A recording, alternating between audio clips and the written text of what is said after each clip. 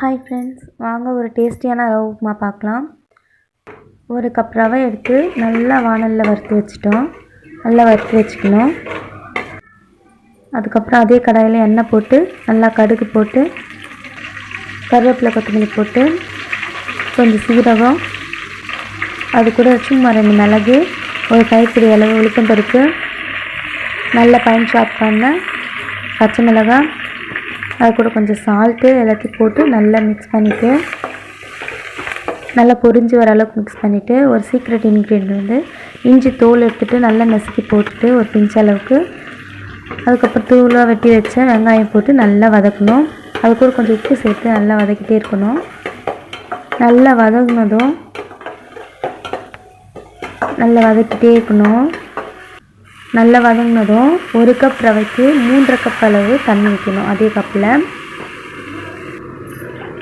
நல்லா 3.5 கப் அளவு வைக்கணும். அளவு தண்ணி வந்து கரெக்டாக இருக்கணும் எப்பவுமே. அவ்வளோதான். நல்லா ஊற்றிட்டு மிக்ஸ் பண்ணிகிட்டே இருக்கணும். நல்லா கொதித்து வந்ததும் நம்ம வறுத்து வச்சுருக்க ரவையை எடுத்து நல்லா போட்டு கொஞ்சமாக சேர்த்து நல்லா மிக்ஸ் பண்ணிக்கணும். நல்லா தூக்கி கொட்டினோன்னா அது லைட்டாக விழும், கட்டி விழாது. ஸோ நல்லா கொஞ்சமாக தூக்கி கொட்டி நல்லா கலரிட்டே இருக்கணும்.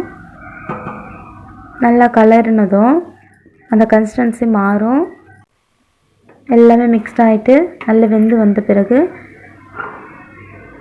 நல்லா மிக்ஸ் பண்ணி விடணும். பாருங்கள், அந்த கன்சிஸ்டன்சி பாருங்கள் எவ்வளோ டேஸ்டியாக நல்லா இருக்குது. கரெக்டாக நல்லா பளபளன்னு இருக்கும். கட்டியாகிட்டு உருண்டை மாதிரி வராது. நல்லா பளபளன்னு இருக்கும், நல்லாயிருக்கும். அவ்வளோதான், டேஸ்டியான ரவை உப்புமா ரெடி. எவ்வளோ டேஸ்டியாக இருக்குது.